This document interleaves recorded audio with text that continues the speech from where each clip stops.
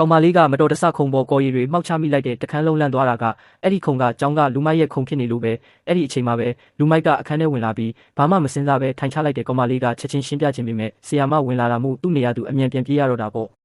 တစ်ချိန်လုံးကောင်မလေးခမကြရက်နဲ့တငယ်ချင်းတွေကိုဝိုင်းစင်စားခိုင်းပေမဲ့အားလုံးကကြောက်လို့နှုတ်ဆိတ်နေကြတယ်နောက်ဆုံးတော့အတန်းစင်းတာနဲ့ဝန်ခံဖို့သူဆုံးဖြတ်လိုက်တယ်ဒါပေမဲ့အတန်းစင်းတာနဲ့ဆီယာမကလူမိုက်ကိုယုံနှန်းခေါ်လိုက်ပြန်ရောသူချက်ချင်းထရက်လိုက်ပေမဲ့လှုပ်လို့မရတော့ဘူးအစကတော့ထိုင်ရတာပုံစံမကျလို့ထင်နေတာအချိန်ချင်းကြိုးစားပေမဲ့ခုံနဲ့တကက်တီးကတ်နေလုံးပဲသူ့မျက်နှာတစ်ခုလုံးဒေါသကြောင့်หนีရဲလာပြီးစပွဲကိုအတင်းတုံးပြီးအားကုန်တုံယုံတော့တာပေါ့တခန်းလုံးကလည်းအံ့ဩပြီးဝိုင်းကြည့်နေကြတယ်ဒါကသူ့အတွက်တော့တကယ်အဆက်ကွဲမှုပဲအဲ့ဒီနောက်တော့ဒုက္ခများဘောင်းပြီးတိုလေးတစ်ထည်တည်းနဲ့အတန်းဆက်တက်ရရှာတယ်ဒေါသတွေကတရိပ်ရိပ်တက်လာပြီးခဲတံကိုတောင်နှစ်ပိုင်းကျိုးအောင်ချိုးပစ်လိုက်တဲ့ကောင်မလေးလဲလန့်ပြီးလဲပင်းလေးပူသွားရတာပေါ့နောက်တစ်ယောက်အလှည့်ကသူဖြစ်မလားဆိုပြီးတွေးကြောက်နေတာ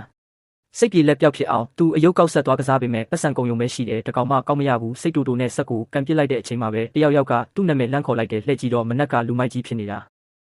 ကောင်မလေးလဲကလက်စားချေဖို့လာတဲ့အောက်မေးပြီးလက်ဖြန့်ကရှောင်ဖို့ပြင်တော့တာပေါ့ဒါပေမဲ့မမျှော်လင့်ပဲအဲ့ဒီလူမိုက်ကအယုတ်အစ်စ်တွေပြည့်ပါတဲ့အိတ်ကိုဆက်ထဲလောင်းထဲလိုက်ပြီးသူ့ကိုစနောက်တဲ့စကားအချို့ပြောသွားတယ်ပြီးတော့ဆိုင်ကယ်စီးပြီးထွက်သွားရောကောင်မလေးဆက်ဖက်ပြန်လှည့်ကြည့်လိုက်တော့အပေါ်မှာဝက်ဝင်ဖြူရုပ်လေးတစ်ကောင်တင်ကြံခဲ့တယ်အဲ့ဒီအချိန်မှာပဲလူမိုက်ကလူတွေပြောသလောက်မဆိုးပါဘူးလို့သူခံစားလိုက်ရတယ်ဒါပေမဲ့ तू မသိတာတစ်ခုကအဲ့ဒီလူမိုက်ကလည်းသူ့ကိုခိုးကြည့်နေခဲ့တာပါကောင်မလေးရဲ့ဓာတ်ပုံကိုကြည့်ရင်ပေါ့အခုတော့အဲ့ဒီဝက်ဝင်ရုပ်လေးကကောင်မလေးရဲ့ခရင်ပုံမှာရောက်နေပြီဖြစ်တယ်လို့လူမိုက်ရဲ့နှက်ခမ်းပြားမှာလည်းအပြုံးစလေးတစ်ခုရှိနေခဲ့ပါပြီ